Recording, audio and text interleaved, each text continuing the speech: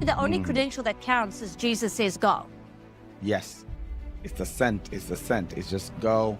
And within that word go is all the infrastructure you need. Listen, I prayed all night to come to America. It was those prayers in the night that opened the door at the consulate.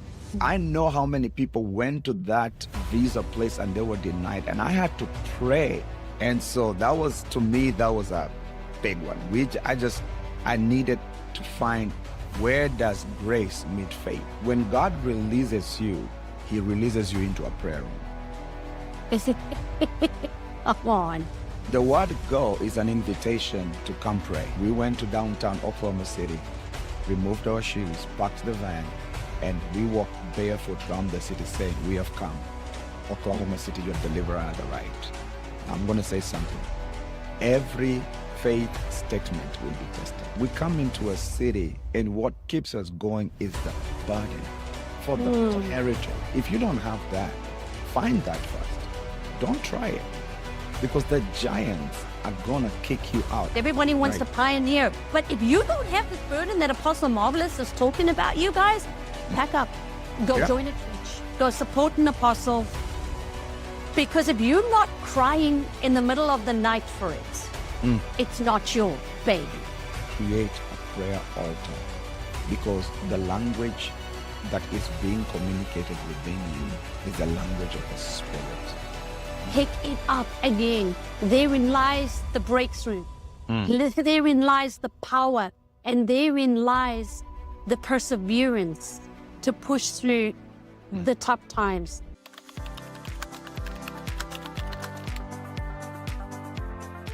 Welcome to another episode of Apostles Digest, where we give you language for your prophetic and apostolic call. And today I have not just an apostle, but a really good friend of mine in the studio. And I want to tell you a little bit of something about this apostle and what he has to impart to you today. So Apostle Marvelous is the man of God who introduced me to Oklahoma City. He was the first one to bring me into Oklahoma and to begin plowing territory there with him.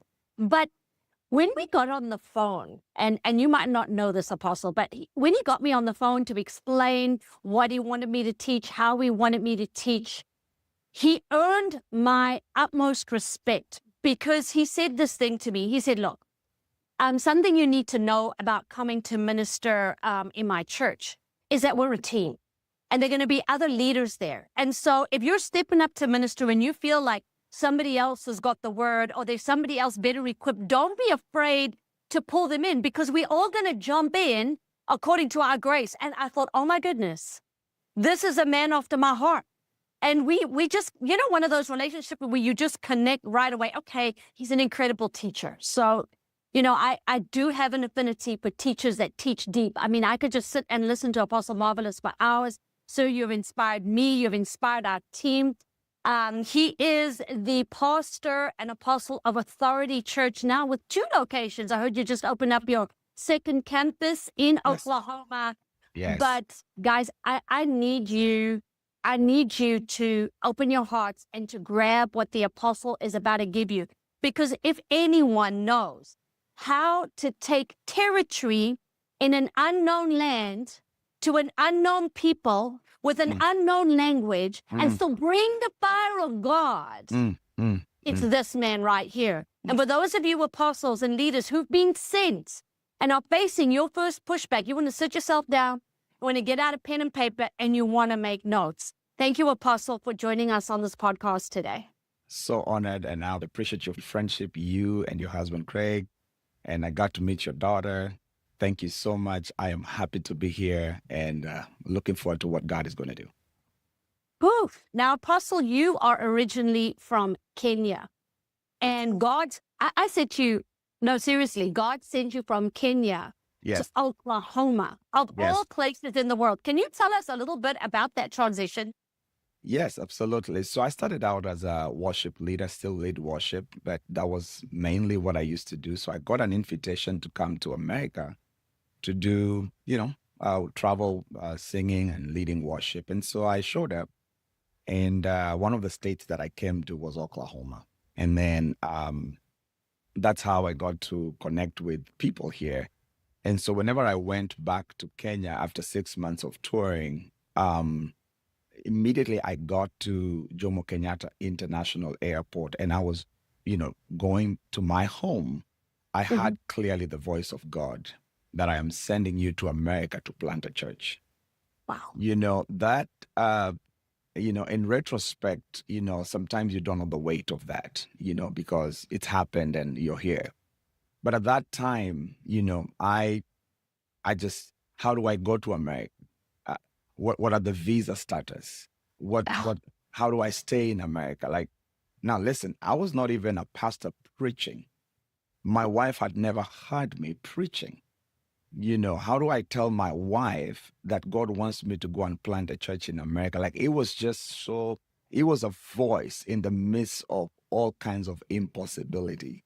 And so I went home and I told my wife, and I don't think she believed it. I mean, she probably thought it was one of those things. And I Here he didn't. goes again. There he goes again. And I can't fault her for that because she had never had me preach. All she had is me sing. Wow. And after that, I got back to Oklahoma as a student, and that's how I got to Oklahoma. Wow. Yeah. You hadn't even preached yet? I didn't Never know preached. Never that. preached. I never knew that. No, I started my first sermon I preached about 10 years ago in America. Wow. Yes. So I don't know, but when we're talking about the apostolic and pioneering, Mhm. it's kind of like we have this picture in our mind of a list of credentials we need to have to be able to do that. But actually, the only Mhm. credential that counts is Jesus says go. Yes. It's the sent. It's the sent. It's just go. And within that word go is all the infrastructure you need. So how did you make that transition? We need to get to the preaching part. I mean, like the first time you finally had the opportunity to stand up and preach, how did that go? Yeah, so I was in what we call night vigils. We call them kesha in my country, and you would know about that.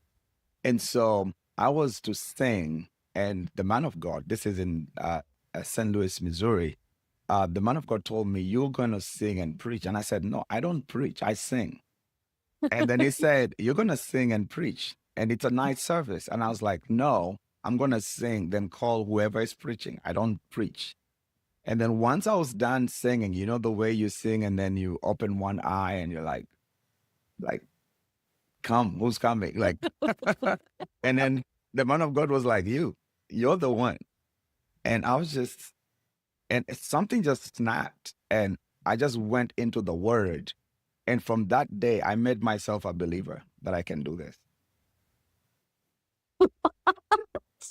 I have not heard this testimony. You're blowing my mind right now. Yes, But that yes. gifting was always in you. I mean, Apostle, your teaching is outstanding. And I am that author that's going to harass you for your list of books because you need a library. You don't need one book, you need a library. And anybody that's on this podcast, you know that I'm on you for your books. Yes. Because the level at which you teach and the revelation that you have runs so deep into the heavenly realm. I've just got to sit down and pay attention. I find it astounding that all of this was already in you, but you needed to embrace stepping into that territory for it to come out. Now, making the shift from Kenya to America, I mean, I understand a little bit of this because we came from South Africa. And Yeah. I'll be honest, I don't know how it was for you. I'm going to let you share your side. But for me, Okay. I found the Americans terrifying. Right. South Africans were more polite. We're a very permission-based society. So like we're friendly, but you kind of invite someone in and you're friendly but Americans just impose themselves. They were so loud. And now look at me. They're so loud, Chris. And I was a bit intimidated at first. I was like, oh my goodness, how do I handle these people? But I learned to really go with the flow. But how was that transition for you? And even in coming over to start a church here in the States, what would you say were the biggest things you came against as you stepped into the territory? Yeah, I think that what was really, really hard for me was to come alongside with my gifting. Like it's I don't know how do I put that. It's sometimes when you come to a territory demands something different from what you carry, you know. Oh, that's good. Yeah. That's And good. so being faithful to what I carry and not really bargain with the territory, because the territory will bargain with you. It will tell you, for you to fit within our structures and social systems, this is how you're going to behave. And I don't mean disrespecting territory. I just mean understanding what you bring into a territory. And I think for me, it was one of the hardest things was to just keep that pure, keep that leading, because once I came in, coming from Africa, you know, I was taught, how to go after spiritual stuff, just Mhm. prayer. And you understand, we've coming from South Africa. We don't just we don't play with prayer. We don't play with going to church. Like just spiritual stuff, we're on it. Like it's time to praise. We're dancing our clothes off. Like things are happening. And then I come to a society where, and especially with the college that I went to, there was so much into the grace movement. You know, Oh, and now my theology is being torn apart. I'm having lecturers coming up there saying, you don't need to pray all night. God has already done it. And I'm like, listen, I prayed all night to come to America. What are you talking about? Like, it was those prayers in the night that opened the come on. door at the consulate. Like, Mm. I know how many people went to that visa place and they were denied, and I had to pray. I remember when I went to get my visa, Oh, the same lady that denied me 2 weeks ago was the one seated there, and I spoke in tongues the entire hour looking at the window. Just like, God, she denied me 2 weeks ago. This has to go through. mm. And so you want to tell me that didn't mean anything in the spiritual realm? And so I had just this tug of war. And what they were saying is true. God has already done it. But that is just half truth. God has already done it, and we have to begin from where he finished. It is finished in heaven, right? But that is finished in heaven. He has blessed us with every spiritual blessing in heavenly places. That's where Mhm. it is. Now we have the work to appropriate it in earthly spaces. And for you to appropriate it in earthly spaces, you've got to engage in some spiritual work, Come on. prayer. Come on. And faith is not God's part. Faith is our work. Grace is his part. So we cannot over celebrate his part and not do our part. Come on.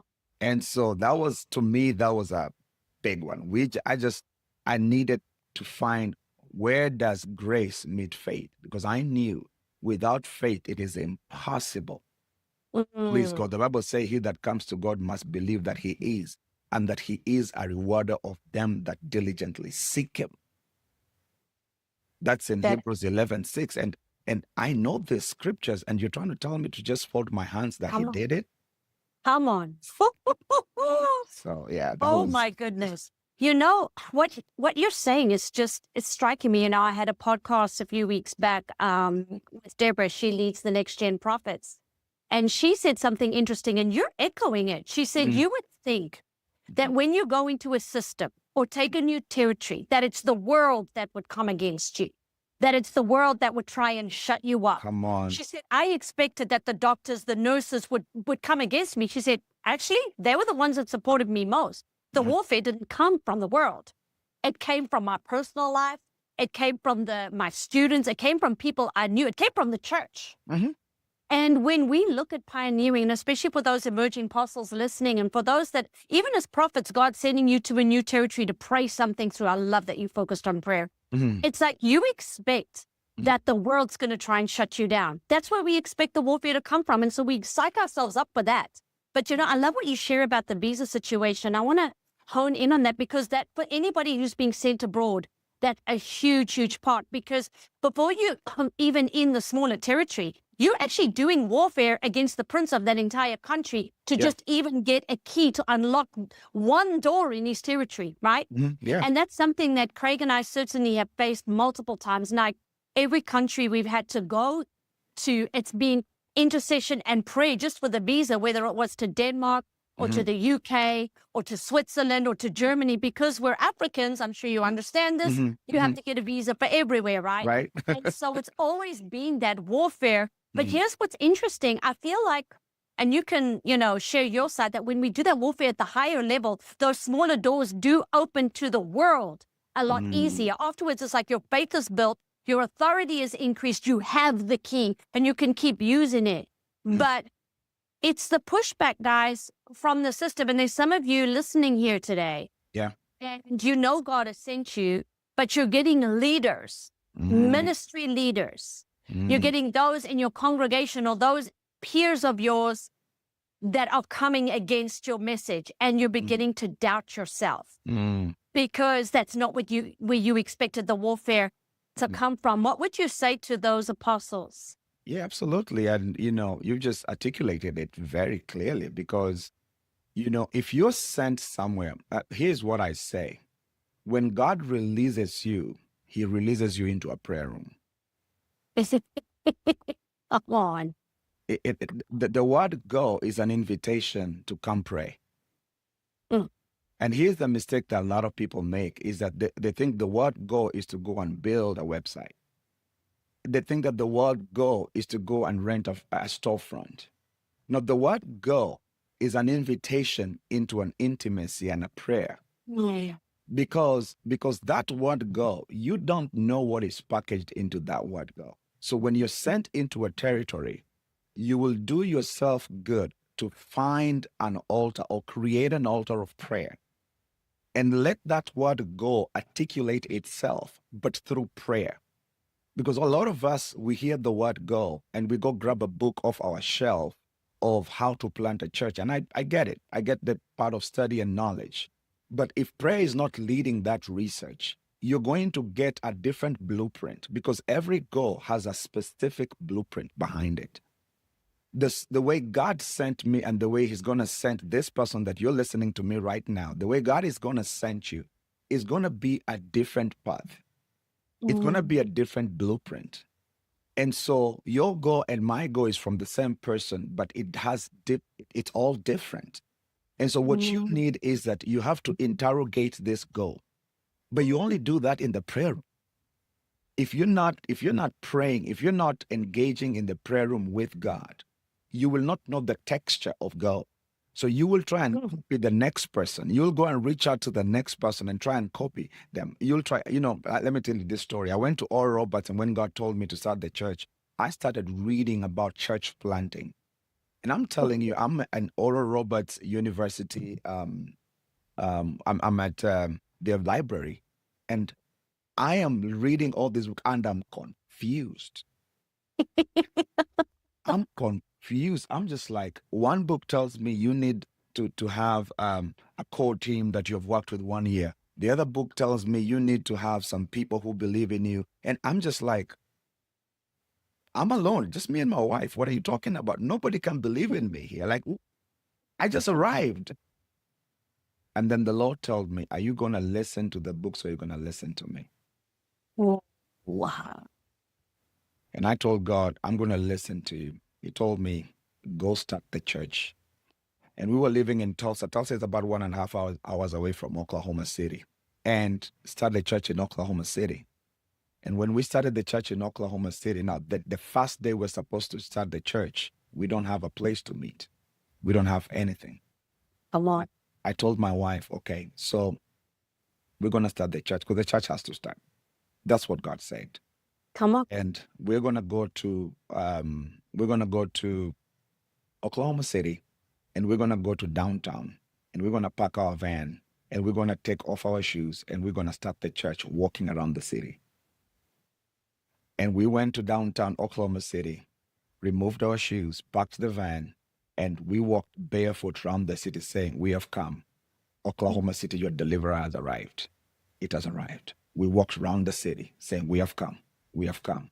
What you guys have been praying for is here right now. I mean, we just started decreeing in the land. That's how we showed up. And that's the blueprint. That's my blueprint because I caught it in prayer. We did 21 days of prayer and fasting before we launched out. That's what I caught in prayer. And then the next day, we're supposed to have a place to meet. And my wife is saying, so where are we meeting next week? I said, babe, if we're meeting under a tree, the church has to keep going on. I said, I come from Africa. I've seen people worship under trees. No problem. Come on. All the time. We'll go to All a the park. time. Yeah, we'll go to a park. We'll set up a pulpit and I'll preach. I said, I don't care where it's starting. The word go already went and we're going with it. And so the next week, actually, by around Thursday, we don't have anywhere to meet. And I told my wife, we're still going.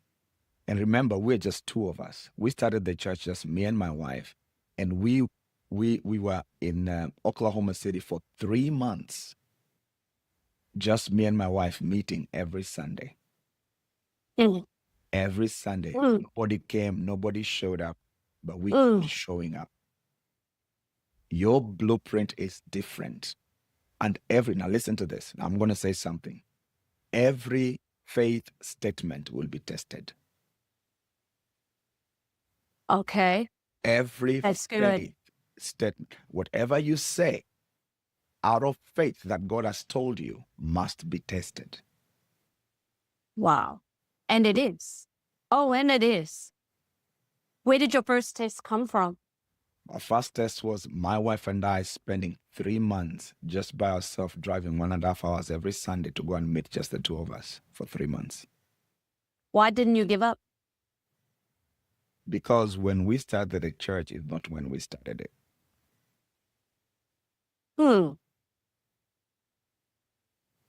You know, we already started a year ago when we started praying in the middle of the night. It had already started. We were just living out our reality in our mind, in our spirit. Oh my goodness. And so it was so real to you. So real. It's so real. You know, you are tested. When God said to us, he was giving Craig and I the nations, and you're sending us out of Africa. We landed in Mexico and all funding was cut off. And there were even times we were homeless, no running water, no electricity. Mm. And, you know, you're praying, talk about prayer. That's what we did. That's like, we prayed in every meal. We prayed in just to feed our kids because we had family at the time. Mm. And I remember sharing some of our testimony with another apostle, and he said to me the same thing. He said, didn't you ever think that something was wrong and you should just pack up and go home, that you should give up?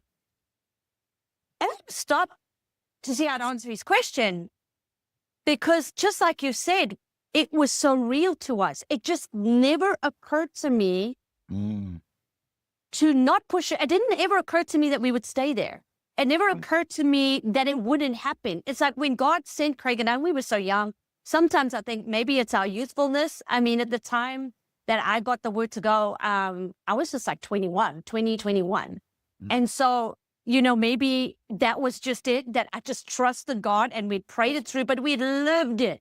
I mean, every mealtime, you're sitting around the dinner table and you're talking about what you see and you're dreaming. And it's like, it's as food for you in your belly as that meal in front of you. It's like we lived it so much in the spirit that even when things were bad, it's like I looked at those things and they were a lie. They were obviously a lie in comparison to what I was living in the realm of the spirit before we stepped out. And even then in Mexico, I mean, everything shut down. Visas, once again, we had to get visas from Mexico, same thing. God puts us online because by then it was the only way that we could start reaching out to the rest of the world. And it started by all of the world coming to us. For our first conference, we had people from all over. And I mean like Russia, Malaysia, Singapore, Canada, the United States, all came to us. And so even how God began to fulfill our call to the nations was nothing like I expected. But yet that vision, I saw us going to the world. I saw us finding, because you see, for Craig and I, God sends us into territories to find his hidden prophets, to those that are in the cave, the emerging apostles. That's our mandate. Wow. And I saw God like interjecting us and throwing us into these small churches, these big churches, these territories, and finding his elect and waking them up. Shut up. And I just, I felt them in the spirit, Apostle. I felt them. I knew them. I prayed for them. I was praying for their success. I was praying for their podiums. I was praying for their ministries before I knew their name. Yeah. Amen. And it's like, I just remember I would sit in the presence of the Lord and I would feel them out there. And I would weep and I would say, Lord, raise up your mighty warriors. And now as God sends us out and we continue to find them, it's like, I saw it before I saw it and I knew it Yes. before Yes. I know it.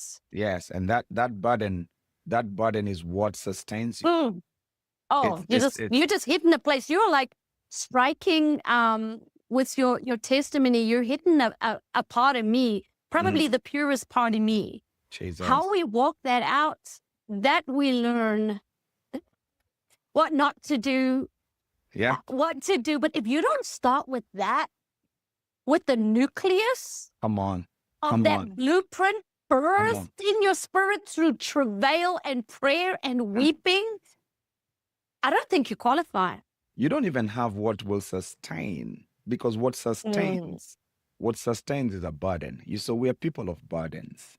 Oh, We are people of burden. We come into a city and what keeps us going is the burden for the territory. If you don't have that, find that first. Don't try it, because the giants are going to kick you out. I know sometimes that people are like, no, I've got God in me. I understand that. But if you don't have a burden for a particular area of ministry, your assignment is to find it first, because what keeps us going is a burden. There is something that is pressing on you that won't let you go. You quit 1,001 times. You just come back and you come back and you tell Craig, I'm done. I'm not going out there anymore. And then in the morning you're like, let's go. Like you're wondering. Listen, don't stop enabling him. He's literally sitting there behind the screen, pointing fingers at me and saying, we've had this conversation many times. And so true. Right. Because we could be a bit expressive and impulsive, right? I'm like, that's it. That is the last time. I'm so tired of this. And he's like, watching his clock, like, let's see how many hours it takes this time. Yeah. Because you can't run away from it. Let's listen to this scripture. Hebrews 12, it says, looking unto Jesus, the author and finisher of our faith. Here's the kicker. He said, who for the joy that was set before him. He said he endured the cross and despised the shame. See, your ability to endure a cross and despise shame is in your ability to keep your eyes on the prize. And you'll pay any price for it. You will pay any price. He said he endured the cross and despised the shame. The reason why many people succumb to the cross and succumb to the shame is that their eyes are not fixed on the prize. It has not become as real.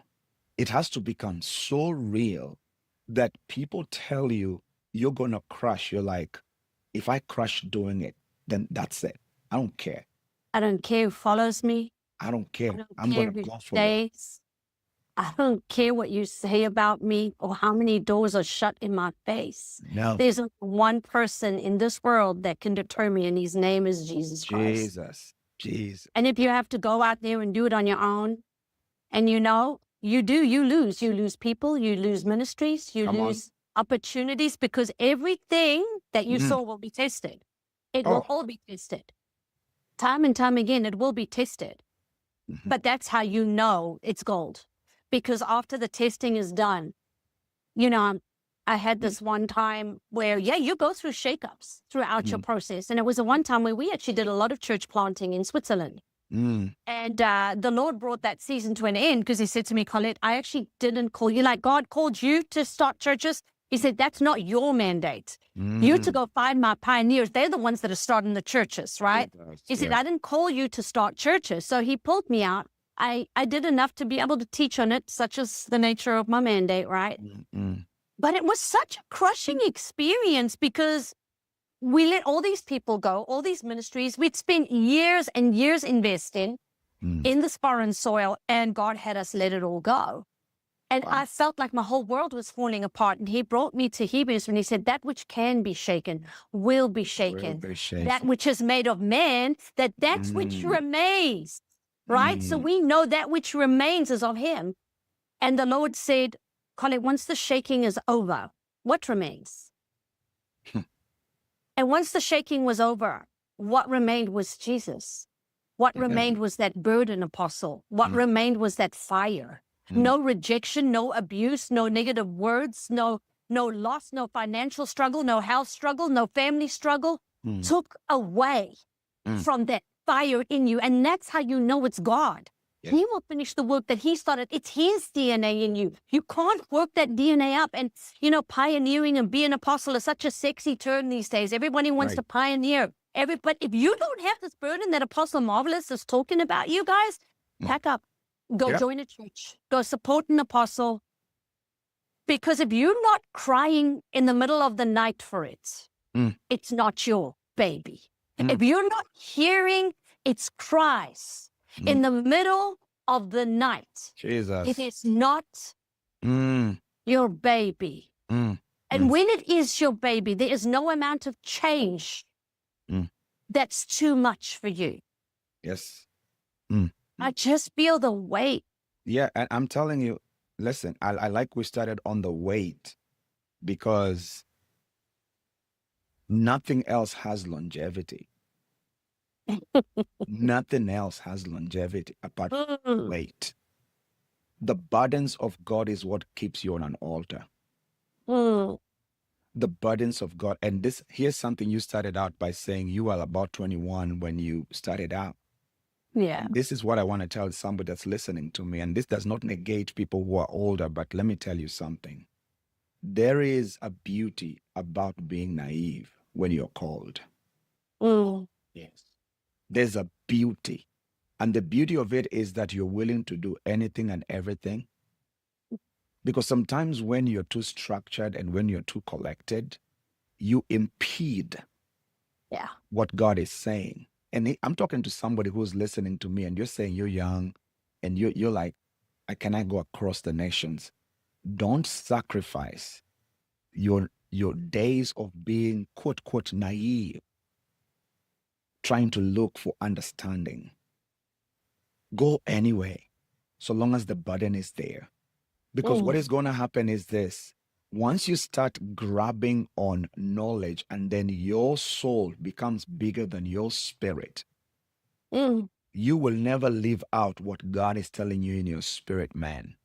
And this is why sometimes, if you look at it, in the witchcraft area and in people in the darkness, they like working with people who are young. Why? Because that level of naivety is beautiful in the spiritual realm. It's an attraction in the spiritual realm. Being naive is an attraction because they know, spirits know that you will do their bidding. And so the Holy Spirit knows when he approaches you, when you know you are just naive almost. And maybe people have used this as a wrong, like being naive is really wrong. And I'm not trying to advocate that just act out of, carelessness. Here's what I'm trying to say is that when you're in a place where you don't know, you don't have the cares of the world, you don't know this pastor, and if you say this online, this pastor will do that. That circle, that environment is so beautiful for the Holy Spirit because he can tell you go to Walmart and you go. Never sacrifice that for, I want to be known by this guy, I want to be known by that guy. So when we came out, they told us, we started the church a year after we came in, and some people told us in Tulsa, like, we've been here for years. What do you think you'll do? And I said inside myself that, listen, that's why we're doing it, because we don't have the packages. We don't have the restrictions you've created of yourself. We don't have all that. All we have is a possibility within our belly that this can work. That's all we have. I don't want to come to your group so you can tell me, oh, people don't go to that side of town and don't talk to this man of God. All that is baggage. Being naive is a blessing to me now because I can go anywhere. You're ministering to me, Amen. Guys, you have to go and re-listen to those. You emerging apostles, there's a fire here, but it's not the kind that tears down buildings or fields. It's a fire that you put in a hearth that burns through, warms the whole house. My God. That's the fire in this podcast. And it warms you and it ignites in you. There's some of you listening here. I feel you in the spirit. You You've begun to doubt. Oh my God. You've lost your naivety because your naivety was taken advantage of. And you've started to armor up. You see, Saul came to you and said, "Oh, you're going to take down Goliath? You don't look like you're ready. I think you need this Bible school. I think you need this connection. I think you need that platform. I think you need that dynamic. You need this business acumen." And so Saul started presenting some armor to you, and Oh Lord. you started to doubt that fire, and you're losing your naivety. You're losing the naivety of David that says, "By my God, I can jump over a wall. I can run through the troops. I'm so naive. I really think that I can do that." And you know what? He did. He did. He did. And you're losing that fire because you're allowing yourself to conform to the one thing the territory is demanding of you that God never asked you to give up. I want to reel right back to where Apostle Marvelous started, where he said that when you step into a territory, it's going to try and conform you. It's going to make demands on you, but you have to stay true. What is the one fire, the weight, the burden, the thing that makes you cry? What is that one thing inside of you? You have neglected it. Pick it up again. Therein lies the breakthrough. Therein lies the power. And therein lies the perseverance to push through the tough times, the testing, and the pushback. You're in good company here, apostles. Yes. You're in good company. Thank you so much, Apostle, for sharing. And I want to have you on again to speak about the things we do sometimes have to conform to when we step into a territory. The way we present that fire can sometimes use some tweaking depending where God sends us. Right. And that's a subject we didn't even get to touch on today, but I don't want to go there and take away from the weight of what I feel in the spirit. Apostle Paul says that of all these things, all the beatings, all what he endured, that what crushed him most was the weight of the churches. And I want to keep the weight in this podcast. Apostle, would you do me the honor of speaking into the lives of these emerging apostles and to just stir that fire in them once again? Absolutely. And I've enjoyed this. Listen, somebody's out there, and like what Apostle Colette is talking about, you are wondering.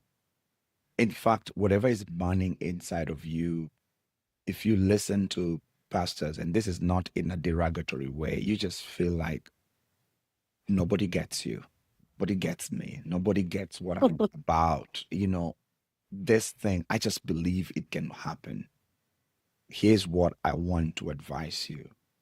Create a prayer altar, because the language that is being communicated within you is the language of the Spirit. Men might not be able to hear it. Our problem is that we go reach out to a professor, and nothing wrong with that. We go reach out to a pastor, and please, you need to do that. But don't expect that all of them will hear what the Spirit of the Lord is saying through you. The communication that is happening within you might be a communication that is way more intelligent than the ears of men. So it needs you to learn how to interact with the Holy Spirit. And it's the relief you're trying to find from your friends, and the relief you're trying to find, or the encouragement you're trying to find from your fellow co-workers by revealing to them what you saw in a dream. They may not do it because they are way behind as it pertains that vision and whatever God is telling you. Here's what I want you to do. Why don't you establish a prayer altar? When we started praying every night from 11 p.m. to 1 a.m. to 12 midnight. And we would pray every day. My wife and I, we would go into a parking lot, and we would go into a church, and we asked them to give us keys to the prayer room, and we would pray every day. Why?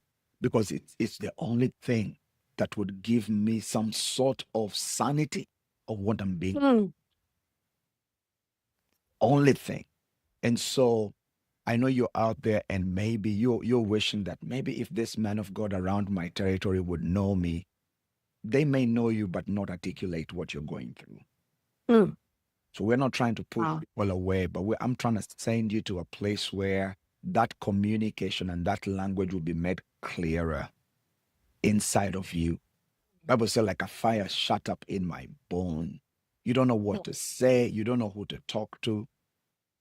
And sometimes, this is one thing that I find, that a lot of us Christians don't know how to deal with silence. And we don't know how to deal with isolation. And we don't want to be isolated. We want to be insulated. Good. We're being called to So good. insulation.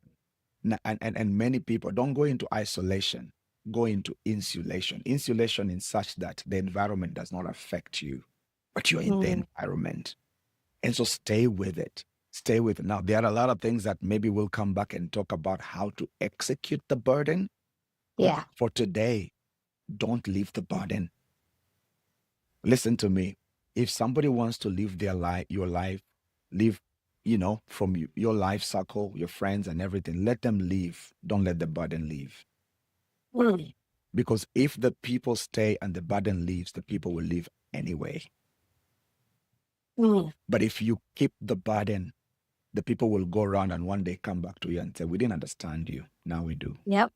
Now we do. You're ahead of your time. So you're ahead of your time. So sometimes when you have something burning within you, find an altar and pray. And pray. If you have your wife, pray. If you have a group of people you can pray, pray. And when you're praying, don't rush God. He's a king spirit. Let him work the burden inside of you. Just let him work. Keep Let him work showing with up. Oh, Keep showing up. Most of us, since we really want to have understanding, sometimes we trade communion with such knowledge. No. Sometimes what gives you relief is that you showed up. Yesterday I was praying in the middle of the night. I woke up and I was laying down and I was praying. And I said, Lord Jesus, I don't know why I'm doing this, but here's what I know. My spirit man is in communion with you and I'm going to stay here. And I stayed there about 2 hours, just. And I came out of that place. Listen, I didn't have a big revelation, but here's what I know. Something was deposited that it will show up next week or 2 weeks from now or a month from now. It will show up. yes. They that come to God must believe that he is, and that he is a rewarder of them that diligently seek him. Oh, you have deposited so much into us for this podcast. Thank you so much, Apostle, for really taking the time to invest into my audience. It means the world to me. You guys mean the world to me, and I look forward to seeing you again in the new year. Yes. And as we were saying at the beginning, before we started recording in Kenya, I told Apostle when he's going to Kenya, he can be sure Craig and I are right there alongside him. And guess what? We get to take the nations together. How incredible is it that God is raising up apostles who can link arms, who can support one another, believe in one another. And thank you for being on this podcast. ApostlesDigest.com. Guys, join up, sign up, get the subscription, subscribe to the podcast, and continue your journey. Continue to come and get the fire that you need to push through in your territory. See you guys again next week. Hey there, Craig Toach here. This episode with Apostle Colette Toach and guest Apostle Marvelous Arunda is a mindset shift. Your understanding concerning prayer and pioneering will never be the same. And so I encourage you to forward this to someone you know who could really be blessed by it. Because guys, let's be honest, we need all the help we can get. Now, if you would like more of these teachings, why don't you go to apostlesdigest.com, where you will get a monthly subscription, an audio, and a release of these podcasts every month. Or if you're looking for something more and a place to ask questions and to be with like-minded people, why don't you join our thriving community at apostolic-network.com and come find your tribe. To find out more about Apostle Marvelous and his ministry, go to www.authority.church. Be blessed and see you on